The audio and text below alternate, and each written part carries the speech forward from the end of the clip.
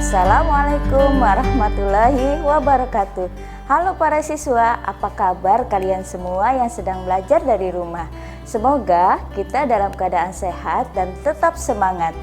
Jumpa lagi dalam program Bontang Simple Jago. Kali ini kita akan belajar IPA materi kelas 7, yaitu suhu dan perubahannya. Bersama saya Ibu Rustika Novitasari dari SMP Negeri 7 Bontang. Tujuan pembelajaran pada materi ini adalah 1. Kalian dapat menjelaskan definisi suhu.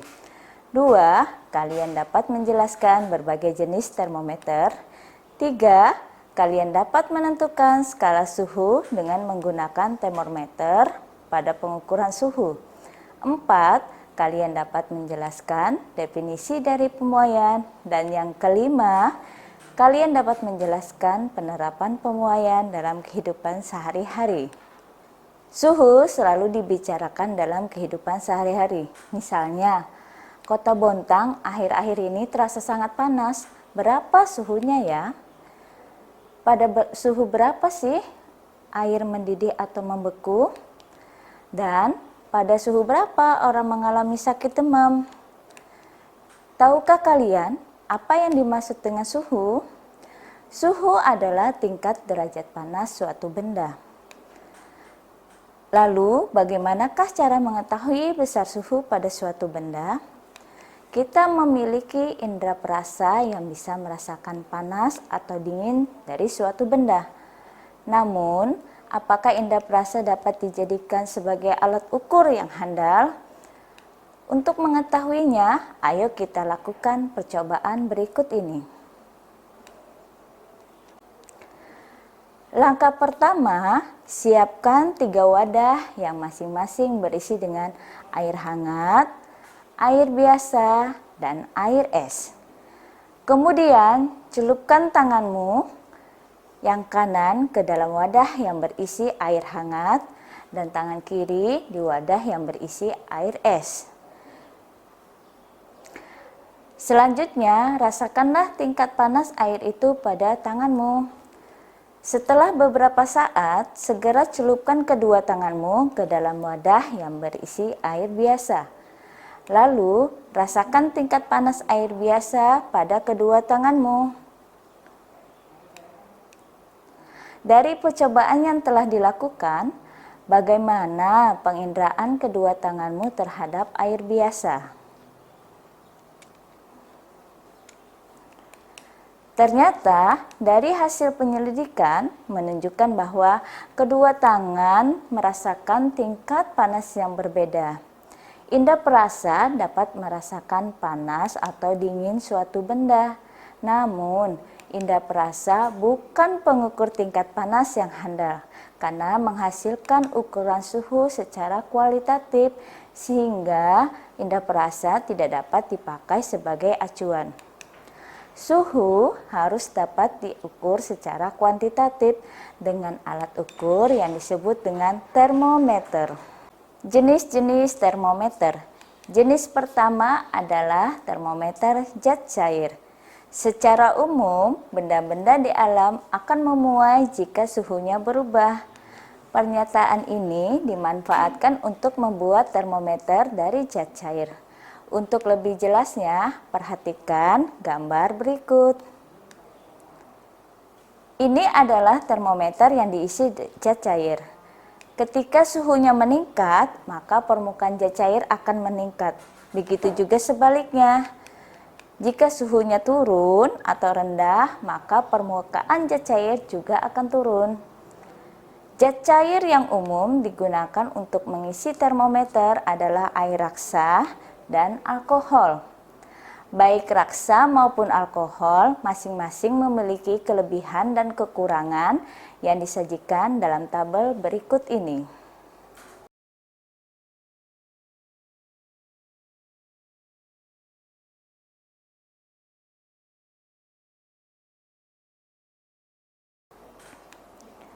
Contoh termometer yang menggunakan zat cair adalah termometer laboratorium dan termometer suhu badan.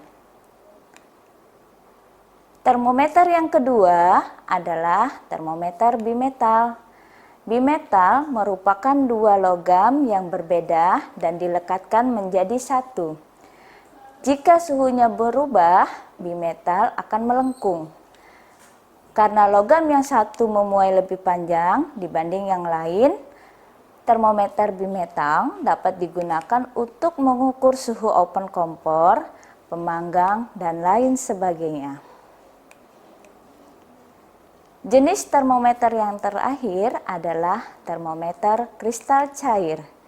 Pada termometer ini, terdapat kristal cair yang warnanya dapat berubah jika suhunya berubah. Kristal ini dikemas dalam plastik tipis, digunakan untuk mengukur suhu tubuh, suhu akuarium, dan sebagainya.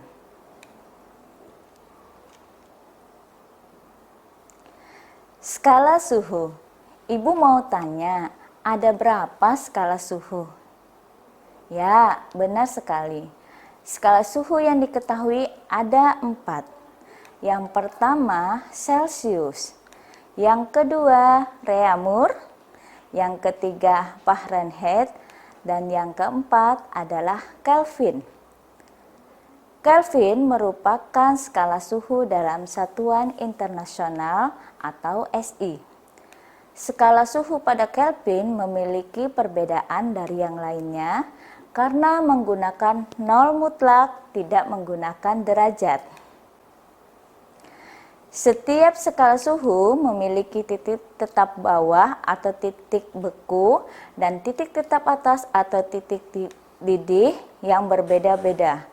Perhatikan gambar berikut ini. Celsius memiliki titik didih sebesar 100 derajat dan titik beku 0 derajat. Berarti berapa jumlah skala pada termometer Celsius?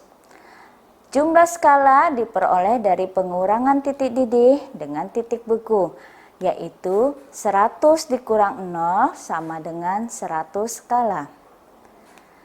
Reaumur memiliki titik didih 80 derajat dan titik beku 0 derajat. Jadi skala Reaumur ada 80. Untuk skala Fahrenheit, titik didihnya 212 derajat dan titik bekunya 32 derajat. Jumlah skalanya ada 180. Dan untuk yang terakhir yaitu Kelvin, titik didihnya 373 dan titik bekunya 273, maka skalanya ada 100. Jika kita menggunakan perbandingan matematika pada skala suhu antara Celsius berbanding Fahrenheit, berbanding Reaumur, dan Kelvin, secara berturut-turut diperoleh 100 berbanding 180 berbanding 80 berbanding 100, atau bisa kita sederhanakan dengan membagi masing-masing skala dengan 20 sehingga diperoleh perbandingan 5 dibanding 4 dibanding 9 dan berbanding 5.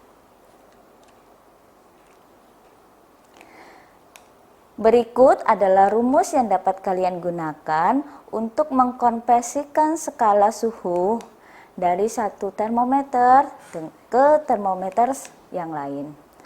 Jangan lupa untuk diingat dan dicatat ya. Sekarang mari kita berlatih mengerjakan soal mengkonversikan skala suhu. Perhatikan gambar berikut ini.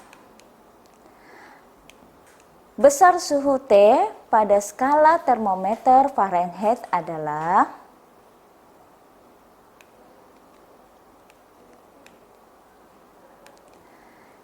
gambar menunjukkan suhu 60 derajat Celcius sama dengan suhu berapa bila kita menggunakan termometer Fahrenheit.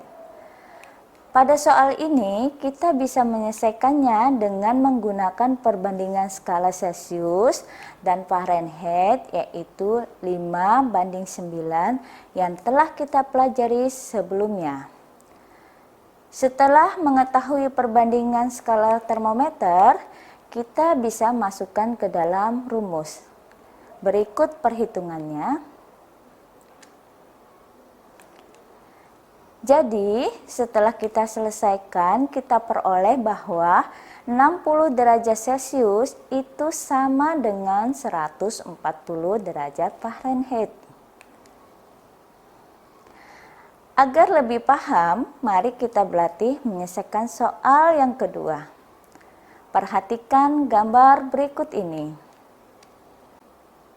Pada skala termometer Yamur menunjukkan suhu 40 derajat, maka pada suhu T skala termometer adalah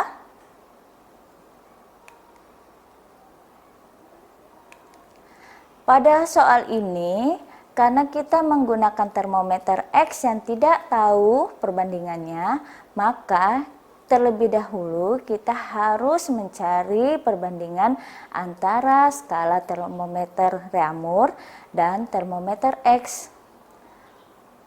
Bagaimana caranya? Untuk termometer Reaumur, kita ketahui bahwa jumlah skalanya ada 80. Sedangkan untuk termometer X, skalanya yaitu 110 dikurangi minus 10 sama dengan 120 skala. Jadi, perbandingan antara skala Reaumur dengan X adalah 80 berbanding 120. Nilai ini bisa kita sederhanakan dengan membagi kedua nilai dengan angka 40 sehingga diperoleh 2 berbanding 3. Selanjutnya, kita bisa mencari konversi suhu dengan menggunakan rumus yang telah kita pelajari sebelumnya. Ayo, kalian coba hitung berapa hasilnya.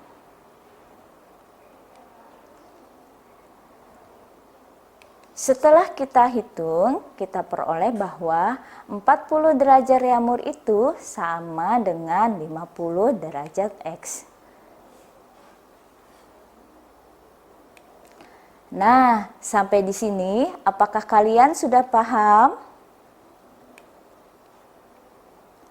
Sekarang, Ibu akan menjelaskan tentang perubahan akibat suhu. Menurut kalian, apa yang terjadi pada benda jika suhunya berubah?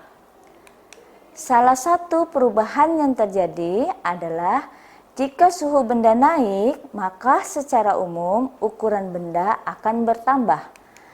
Peristiwa ini kita sebut dengan pemuaian. Terdapat beberapa jenis pemuaian. Yang pertama adalah pemuaian zat padat.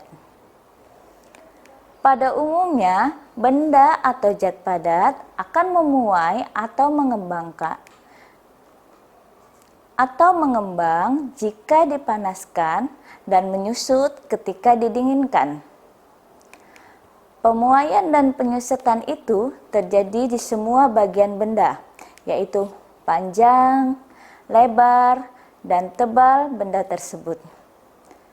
Coba kalian perhatikan kabel yang dipasang di tiang listrik di pinggir jalan. Kabel tersebut tidak pernah dipasang secara tegang dan lurus. Mengapa demikian? Ya, benar. Karena ketika terik matahari, kabel tersebut akan memuai, dan ketika malam hari, ketika suhu udara dingin, kabel tersebut akan menyusut, sehingga ditakutkan kabel akan putus saat mengalami penyusutan. Oleh karena itu, para perancang bangunan, jembatan, dan juga jalan harus memperhatikan sifat pemuaian dan penyusutan pada bahan karena perubahan suhu itu. Contoh lainnya adalah adanya celah atau rongga di antara rel kereta yang saling dihubungkan satu dengan yang lainnya. Agar rel tidak melengkung karena memuai akibat panas dari matahari atau menyusut di malam hari, maka rel kereta api disambung dengan memberikan rongga di antaranya. Anak-anak, ternyata untuk setiap logam mengalami pertambahan panjang yang berbeda-beda ketika memuai. Besaran yang menentukan pemuaian panjang zat padat disebut dengan koefisien muai panjang. Berikut adalah tabel koefisien muai panjang dari berbagai benda. Berdasarkan tabel, kita ketahui bahwa koefisien muai panjang aluminium lebih besar dibanding daripada baja. Artinya apa? Untuk kenaikan suhu yang sama, aluminium lebih cepat memuai dibandingkan dengan baja. Jika suatu benda berbentuk lempengan dipanaskan, maka pemuaian yang terjadi pada kedua arah sisi-sisinya. Pemuaian semacam ini disebut dengan pemuaian luas. Pemuaian luas memiliki koefisien muai sebesar 2 kali koefisien muai panjang. Pemuaian zat padat yang terakhir adalah pemuaian volume. Benda-benda yang berdimensi 3 yang memiliki panjang, lebar, dan tinggi seperti balok besi ataupun kelereng akan mengalami muai ruang jika dipanaskan. Pemuaian ruang memiliki koefisien muai 3 kali koefisien muai panjang. Nah, kita sudah membahas pemuaian pada zat padat. Ternyata bukan hanya zat padat saja yang mengalami pemuaian, melainkan zat cair dan gas pun mengalami pemuaian. Bahkan, pemuaian zat cair relatif lebih mudah atau lebih cepat teramati dibandingkan pemuaian pada zat padat. Coba perhatikan botol kemasan yang berisi zat cair seperti air mineral, sirup, atau minyak goreng. Mengapa pada botol tersebut tidak pernah diisi zat cair dengan penuh? Ya, benar. Hal tersebut dilakukan agar zat cair dalam botol tidak tumpah ketika memuai. Zat gas juga memuai jika dipanaskan. Sifat pemuaian gas harus diperhatikan dalam kehidupan sehari-hari. Misalnya, ketika memompa ban sepeda, jangan terlalu keras, tapi seharusnya sesuai dengan ukuran. Mengapa demikian? Karena gas-gas yang terdapat pada ban sepeda juga dapat memuai ketika panas. Bila terlalu keras, ban sepeda dapat meletus. Coba kalian perhatikan peristiwa-peristiwa yang terjadi di sekitar kalian. Carilah apa saja contoh gejala dan pemanfaatan pemuaian dalam kehidupan sehari-hari. Oke anak-anak, karena materi pada perubahan akibat suhu sudah selesai, kalian dapat menguji pemahaman kalian dengan mengerjakan soal-soal pada LKS Simpel Jago. Jangan lupa ya, kumpulkan pekerjaan kalian pada gurumu. Wah, tidak terasa ya, waktu pertemuan kita sudah habis. Bagaimana anak-anak? Belajar sungguh mengasihkan kan? Semoga materi yang sudah kita pelajari hari ini dapat bermanfaat untuk kita semua. Sebelum berpisah, ingat selalu pesan ibu untuk melakukan 3M ya.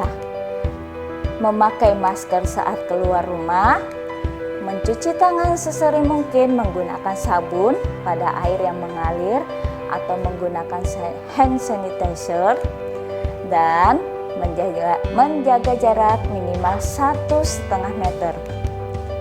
Mari kita terus berdoa, semoga pandemi ini segera berakhir sehingga kita dapat belajar kembali di sekolah. Kalau begitu, Ibu mohon pamit dulu ya. Sampai bertemu di lain waktu. Wassalamualaikum warahmatullahi wabarakatuh.